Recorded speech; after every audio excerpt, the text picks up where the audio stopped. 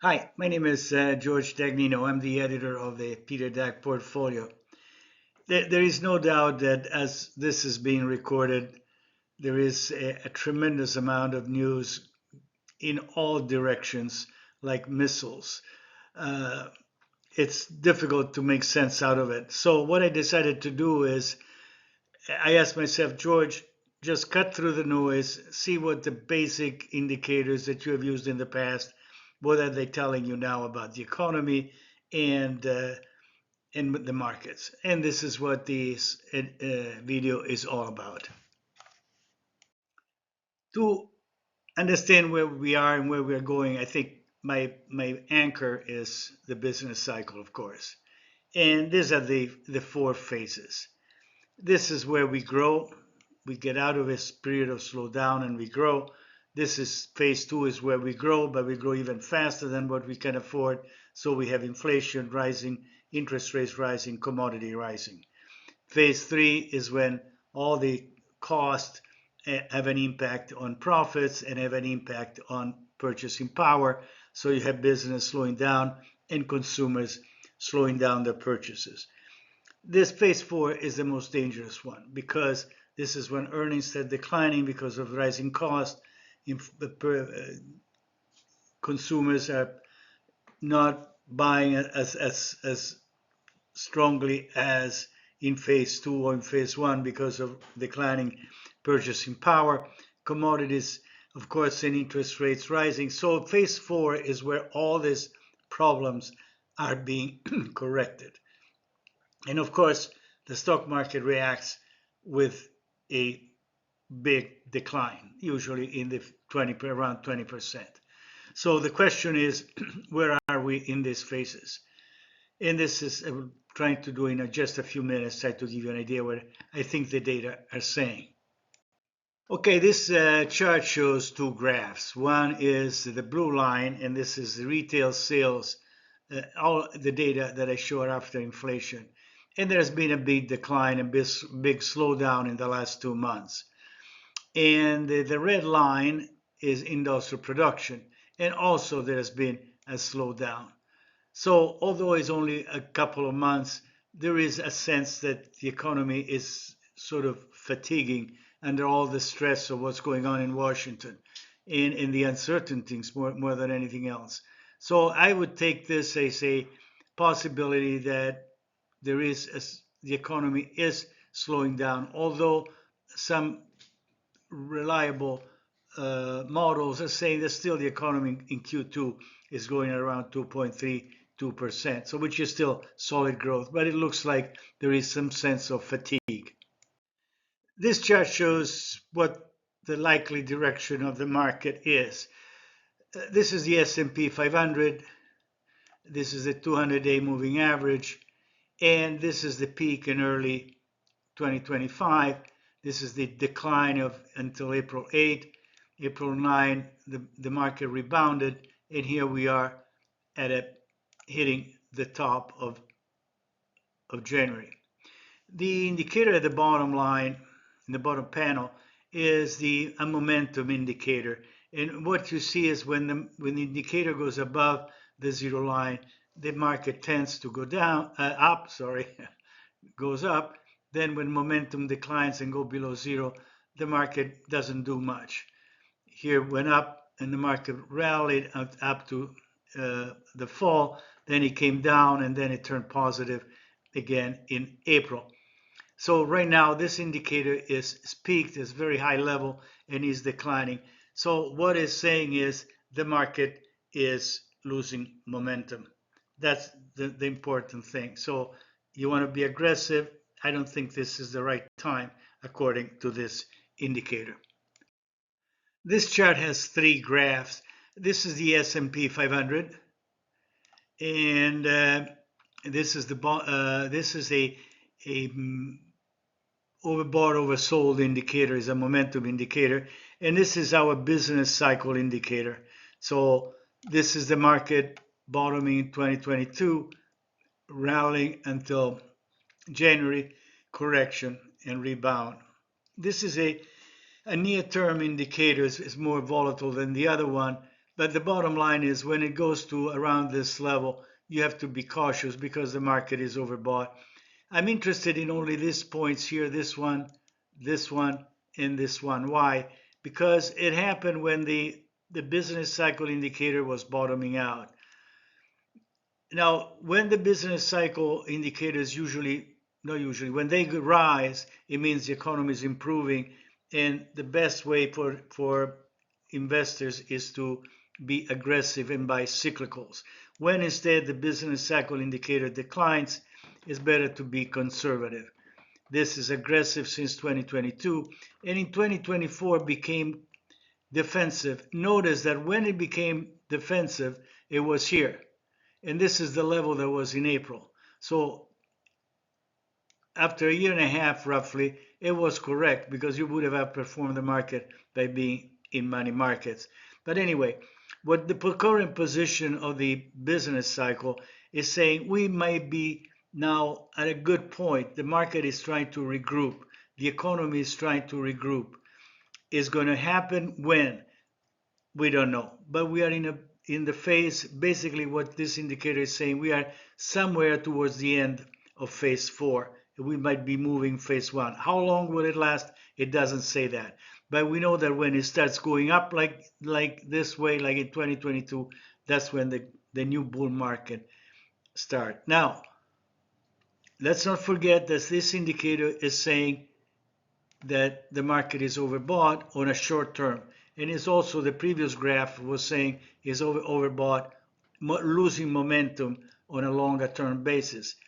So what am I saying?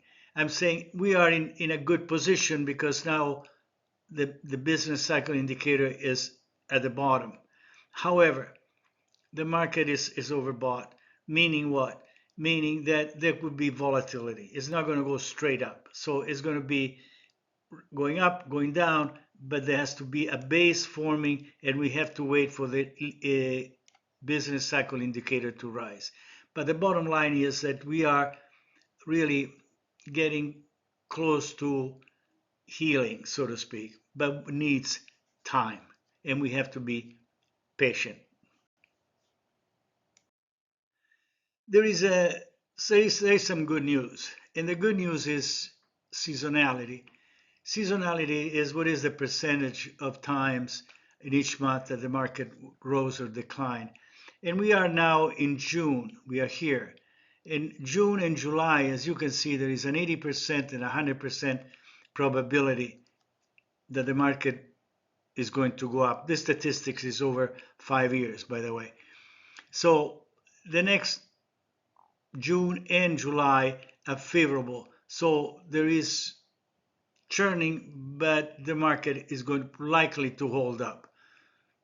This is what the seasonality is saying. So it's no time to panic. So the question is now, is there enough liquidity in the market to cause a collapse, or there is enough liquidity for the market to be not to collapse, I guess. Well, this is the money supply, M2, and the growth of the money supply. Notice that when the money supply started growing towards 2022-23, that's when the bull market started. The money supply has been steadily growing faster. So there has been an increase in liquidity in the system with increasing deposit. So the deposits have been translated into money. So the money supply is still growing at 5%. It's still in a disinflationary mode. If it starts growing faster than 6%, probably inflation is going to pick up again pretty soon. But what this chart is saying is two things. A, liquidity has been increasing, and this is what the stock market likes. And B, the growth is still low enough to force inflation to keep declining in the next several months. As I mentioned in the first chart, I said that we are going to get out of phase 4 when the stock market is going to decline, when commodities decline, interest rates decline, inflation declines. That's when we have all the corrective actions needed to create the base for the next expansion. So now let's look at the blue line is commodities, the CRB index, and the orange line is the 2-year treasuries, which has been declining since late 2023, but has been really going in a range for since 2022. The commodities is clearly going up. So we are still, I guess what this thing is saying is there is still pressure on commodities, possibly because the economy is still too strong for allowing commodities to decline and interest rates to decline, which is probably what is happening. So we are, these two numbers are saying we are still not getting out of phase 4. And this is the strategy matrix I've shown you in other videos. And it's very, very simple. You have 4 options. The economy is improving, growth is up, or the economy is deteriorating. Inflation is going down, or inflation is going up. In each square, you have your strategy. If you believe that right now inflation is going down, now you got 2 options. What do you believe? Is growth is going to be where it is, or it's going to improve, or growth is going to slow down?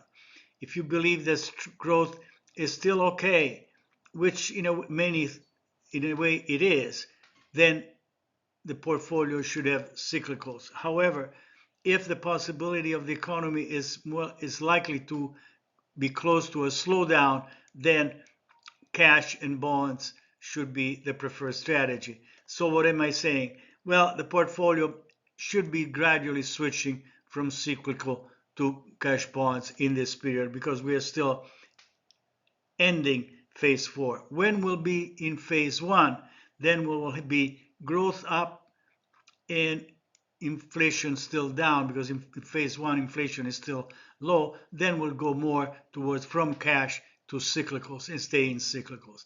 But right now we are moving from growth up to growth down with inflation declining. So we are transitioning from one strategy to the strategy in a box number 4.